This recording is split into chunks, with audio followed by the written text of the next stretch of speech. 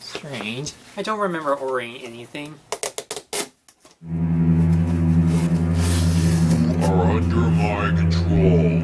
You will review my movie. Yep, I'm starting off the beginning of 2019 by reviewing an adult animated movie. I've seen a few adult animated flicks, which some of them are either decent, good, or even extravagant. Heavy Metal is based on the dark fantasy science fiction magazine comics of the same name. The film will be known for its, well, heavy metal music, gain a strong cult following to fans, and receive a sequel that we pretend it never existed. Welcome to another episode of the Wonder Reviews. Look deep into the movie for some answers because this is Heavy Metal. I mentioned before this is based on a magazine series, but this one in particular is actually an anthology story. It starts off with an astronaut returning home to his daughter with a glowing green orb known as the Loc Nar. The orb melts the father and speaks to the daughter to look deep into it as it explains different stories that appeared in the movie. One's about a taxi driver trying to protect a lady from some mafia, another's about a teenager being transported to an alien world with muscles, and the rest has Space Corps, warplanes, robot love, and the grand finale to answer everyone's questions about this Loc Nar. And to its credit, this is actually the strength of the movie. With each story it tells us, it will explain what the Loc Nar is, where does it come from, what power does it hold, and how it can corrupt others, being the sum of all evil. But that's not the only thing that makes the film interesting. It would be the world building of the film, since most of the stories take place in this dystopian future with aliens, advanced technologies, and mythological creatures. If I would have to find one issue with the movie, it would probably be that the film doesn't have a plot to go around with the Loc Nar storytelling. Why is it that the Loc Nar is telling the daughter all of this if he plans on killing her anyway? And one story so beautiful and so dangerous doesn't really focus on the Loc Nar's impact compared to the others. The only time where the movie manages to have a plot would be the final story, where Tarna goes on a quest to destroy the Loc Nar and the barbarians. I would appreciate more if there's a plot that flows through these stories, but I can accept Heavy Metal having some good anthology stories.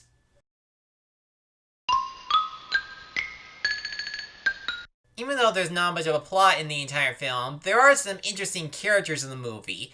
Despite many of them only appearing in one story, they do play a significant role regarding the Loc Nar's powers. There are some characters like Dan, Hand Over Fist, and the B-17 bomber being victims to the Loc Nar on how it impacts their lives, while others maintain a likable personality, like Harry being the Han Solo type cynical taxi driver and Captain Stern is the mischievous criminal. Not all characters are unique because some characters like Gloria, Art, Catherine are forgettable, and the robot and his crew are just there for some adult humor with the robot wanting to make love with a human. And then you have the Loc Nar itself, which is actually the most three-dimensional character in the entire movie. This orb is what connects everything in these stories, whose purpose is to spread evil, corruption, and death to anyone that comes across it. There is another character other than the Loc Nar that is actually interesting, and that would be Tarna. With her, she's the last of her own warrior kind, and when she was too late to save a peaceful city from these mutant barbarians, she's decided to avenge the city and plot to destroy the Loc Nar once and for all. There will be a few characters you don't care about, but there are a handful of them that you will enjoy.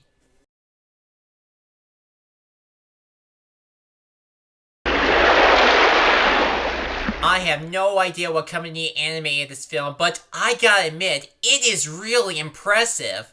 Every shot in this movie is incredible to look at with all attention to details, with only one scene that was shot in live action. The backgrounds are amazing to look at, from the futuristic New York City to the world of Neverwhere to even space itself. The designs are also created with some of the vehicles like cars, space stations, and planes. With the designs of the characters, the humans look and move realistic, while the others like the aliens, robots, and the undead share a unique look and display what they can do with their character animation. The movie also includes some flying scenes on Tarna's mount and some of the fight scenes, and they are fun and even brutal to watch. Oh, and just a little precaution, the film does contain some uncensored nudity. Another element that I really like is with the use of rotoscoping at the beginning of the film and sometimes on Tarna. And the animation would also have some creative moments with the Loc Nar when it either kills someone or harnesses its power to others.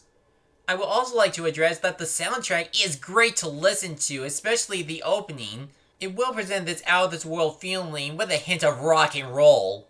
If there is anything worth remembering in this movie, it's hands down the animation.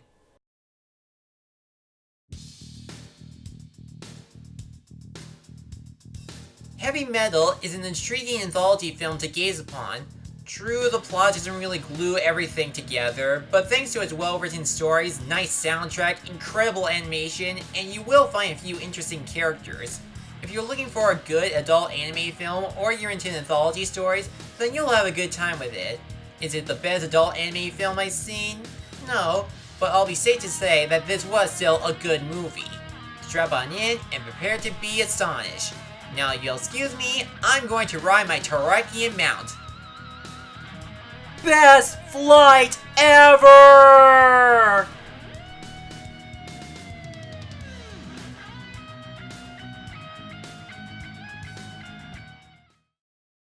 Thanks for watching this video. If you enjoyed this, feel free to like, comment, and subscribe me for a new review and other project every week. I'll see you soon.